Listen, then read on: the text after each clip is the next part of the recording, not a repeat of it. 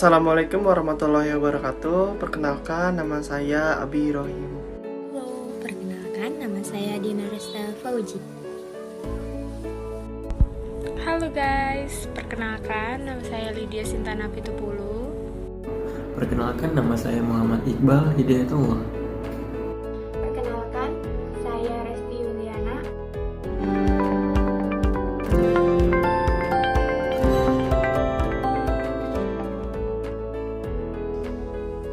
Sekilas seputar SPT Tahunan PPh Badan. SPT Tahunan PPh Badan adalah surat yang memuat bukti pembayaran pajak tahunan yang disetorkan oleh wajib pajak badan. Bukti penyetoran pajak dari SPT Tahunan PPh tersebut wajib dilaporkan pada Dirjen Pajak. Surat pemberitahuan atau SPT Tahunan Pajak Penghasilan harus disampaikan oleh wajib pajak, baik merupakan wajib pajak pribadi maupun wajib pajak badan, terutama wajib pajak badan yang harus menyampaikan SPT PPh setiap tahunnya, yang mana ketentuan penyampaian SPT tahunan pajak penghasilan telah diatur loh dalam Undang-Undang Perpajakan.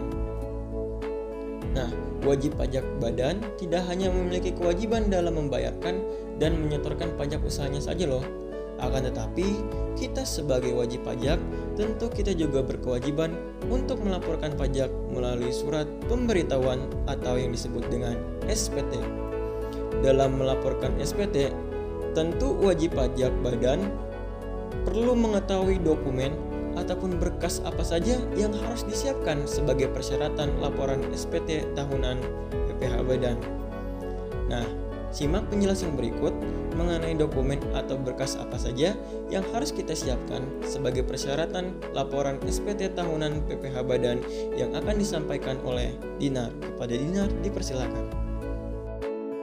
Baik, terima kasih Kak Iqbal.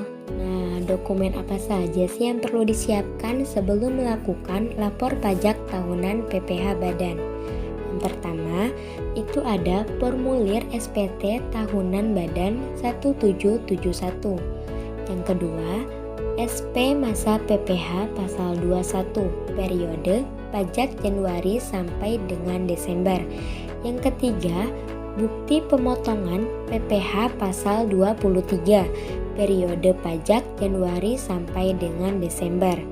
Yang keempat, bukti potong PPh pasal 4 ayat 2 periode pajak Januari sampai dengan Desember.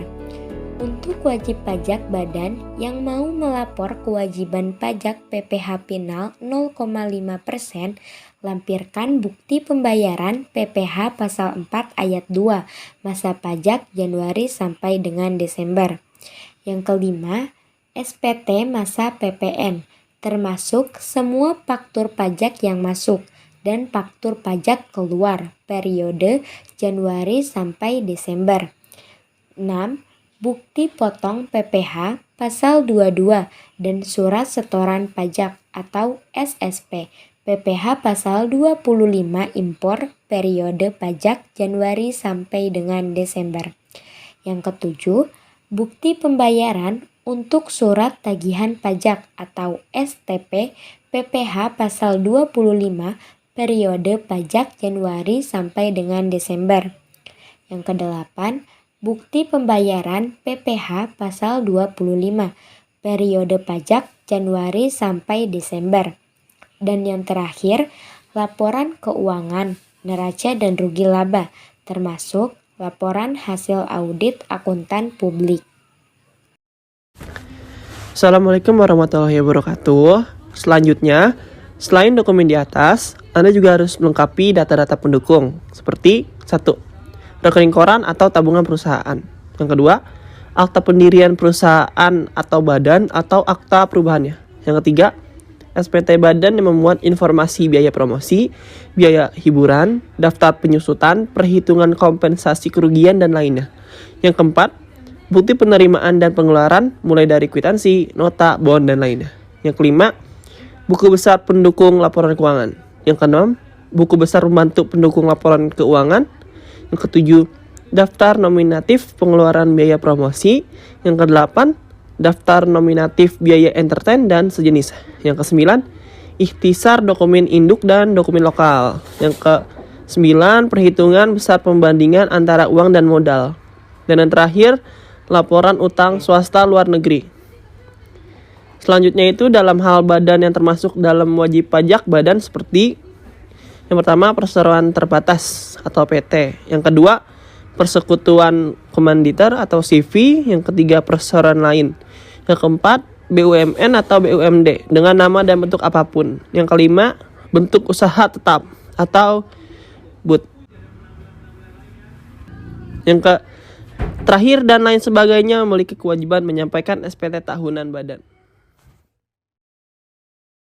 Selanjutnya, kita akan membahas tentang batas waktu kewajiban perpajakan tahunan, yaitu dibagi dua jenis. Jenis SPT yang pertama ada PPh orang pribadi. Batas waktu pembayarannya sebelum SPT tahunan PPh disampaikan. Sedangkan batas waktu pelaporan akhir bulan ketiga setelah berakhirnya tahun atau bagian tahun pajak. Jenis SPT yang kedua ada PPh badan, di mana batas waktu pembayarannya sebelum SPT tahunan PPh disampaikan. Sedangkan batas waktu pelaporannya akhir bulan keempat setelah berakhirnya tahun atau bagian tahun pajak. Di sini kita juga akan membahas tentang keunggulan e-form DJP online. Pada versi terbaru, DJP Online telah menggantinya yang sebelum jenis file berjenis XVDL menjadi PDF, yang mana lebih mudah untuk diakses. e-form dapat dilakukan tanpa terkoneksi dengan internet. Hal ini tentu memudahkan para wajib pajak yang akan melaporkan SPT-nya untuk menyampaikan atau mengirimnya tetap dilakukan secara online. Keunggulan lain ada fleksibel karena sudah bisa dibuka dengan pengguna sistem operasi Mac. Yang kedua ada token yang dapat dikirimkan melalui email atau SMS dengan menggunakan kode OTP. Yang ketiga dapat melakukan impor data CSV, memasukkan data-data terbaru untuk penyesuaian seperti bukti potong. Yang keempat, adanya validasi nomor transaksi penerimaan negara atau yang biasa disebut dengan NTPN, serta pemindah bukuan saat submit.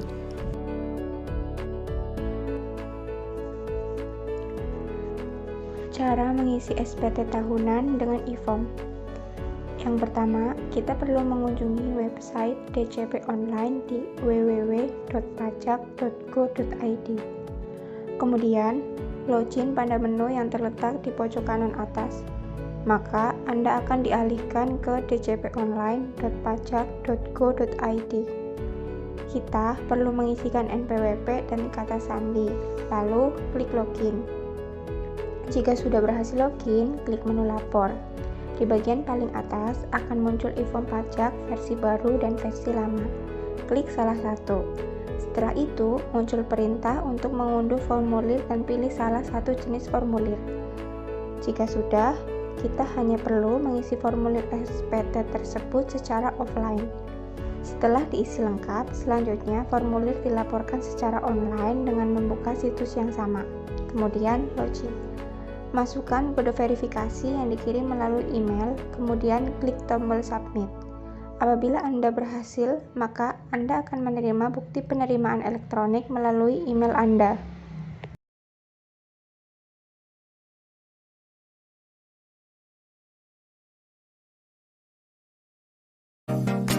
Langsung saja kita ke cara pelaporan SPT tahunan PPh Badan. Yang pertama, yaitu kita ketik djponline.pajak.go.id. Selanjutnya, kita isi nomor pokok wajib pajak perusahaan kita. Selanjutnya, kita isi password.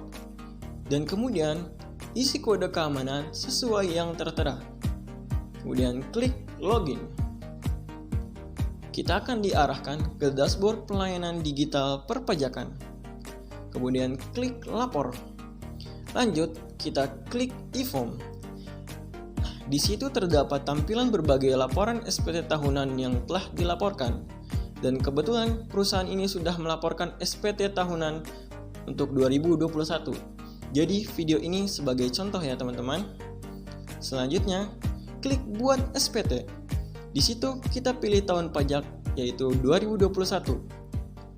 Dengan jenis SPT rupiah dan status SPT-nya normal jika belum pernah melaporkan SPT pada tahun tersebut. Dan jika sudah membuat SPT-nya tetapi ternyata terdapat kesalahan, maka klik pembetulan. Selanjutnya, kita klik kirim permintaan dan terdapat token untuk kode verifikasi pada final nanti. Dan terdapat file juga yang sudah terdownload yaitu Form 1771 dan kita buka menggunakan Adobe PDF Reader. Nah, langkah selanjutnya kita mulai untuk mengisi SPT-nya. Dan sebagai tips, kita mengisi SPT dari lampiran khusus yang paling bawah, yaitu lampiran khusus nomor 7A. Pada lampiran ini mengenai kredit pajak luar negeri. Nah, jika tidak ada, maka lanjut kita ke lampiran khusus berikutnya. Nah, lampiran khusus berikutnya yaitu nomor 6A, mengenai perhitungan PPh pasal 26 ayat 4. Jika tidak ada, maka kita kosongkan juga. Nah, selanjutnya masuk ke lampiran khusus nomor 5A, mengenai daftar cabang utama. Nah, pada perusahaan ini juga tidak ada, maka kita kosongkan. Selanjutnya, masuk ke lampiran khusus nomor 4A, mengenai fasilitas penanaman modal, yang mana perusahaan ini juga tidak ada, maka kita kosongkan. Dan jangan sampai ya teman-teman ada yang berwarna merah, karena takut nantinya tidak bisa terkirim. Selanjutnya, masuk ke lampiran khusus nomor 3A, mengenai pernyataan transaksi dalam hubungan istimewa. Nah, jika tidak ada, maka kita kosongkan. Selanjutnya, masuk ke lampiran khusus nomor 2A, mengenai perhitungan kompensasi kerugian fiskal. Karena perusahaan ini tidak ada kegiatan usaha, maka kita kosongkan juga. Nah, selanjutnya kita masuk ke lampiran nomor 1A, mengenai daftar penyusutan dan amortisasi fiskal. Pada perusahaan ini tidak ada, maka kita kosongkan juga. Selanjutnya, kita lanjut ke lampiran 6, mengenai daftar penyertaan modal pada perusahaan afiliasi. Jadi jika kita punya modal perusahaan lain, maka isi. Karena pada perusahaan ini tidak ada, maka lanjut ke lampiran 5. Lampiran 5 mengenai daftar pemegang saham diisi ya teman-teman. Siapa saja pemegang sahamnya dan berapa persenan sahamnya, total saham harus mencapai hasil 100%. Selanjutnya, lampiran keempat mengenai PPh final dan penghasilan tidak termasuk objek pajak. Jika punya bunga deposito, maka isi kolomnya. Jika pelaksanaan konstruksi, maka isi di kolom tersebut. Karena perusahaan ini tidak adanya kegiatan atau aktivitas usaha, maka kita kosongkan ya. Selanjutnya, yaitu lampiran ketiga, mengenai kredit pajak dalam negeri. Jika perusahaan melakukan transaksi dengan instansi pemerintah, maka akan dipungut PPh pasal 22. Karena tidak ada, maka kita kosongkan. Selanjutnya, lampiran kedua, mengenai perincian HPP. Biaya usaha lainnya dan biaya dari luar usaha secara komersial. Karena perusahaan ini tidak ada kegiatan atau aktivitas usaha, maka kita kosongkan. Namun jika ada, maka kita akan melihat dari laporan keuangan perusahaan kita yang sudah kita siapkan. Selanjutnya, lampiran ke-1, mengenai perhitungan penghasilan neto fiskal. Dan yang bertanda kuning itu otomatis, yang telah mengambil dari data sebelumnya. Dan pada lampiran ini, kita tinggal memasukkan omset yang diambil dari laporan keuangan kita. Jika ada omset, maka kita tulis. Jika tidak ada, maka kita kosongkan. Selanjutnya ke bagian induk. Yang tanda kuning itu otomatis terisi ya teman-teman, dari lampiran sebelumnya. Setelah itu kita lanjut ke lampiran induk lanjutan dan bertanda kuning setelah sudah otomatis. Dan centang pada kolom dokumen jika terdapat dokumen yang akan dilampirkan. Untuk lampiran khusus 8A dan seterusnya pada induk lanjutan tidak kita isi ya teman-teman, karena aktivitas transaksi perusahaan tidak ada. Jika ada, silakan diisi dari laporan keuangan yang sudah kita siapkan. Selanjutnya, klik kirim, lalu kita upload dokumen yang sudah kita siapkan, yaitu laporan keuangan dan lain-lain. Jika ada selanjutnya, kita masukkan kode verifikasi tadi yang didapat dari awal. Kemudian klik submit dan akan mendapat notifikasi submit SPT berhasil. Setelah itu kita cek email untuk melihat bukti penerimaan elektronik. Nah, itulah cara lapor SPT tahunan badan dengan e-form. Terima kasih sudah menonton. Jangan lupa like, share, and comment. Terima kasih.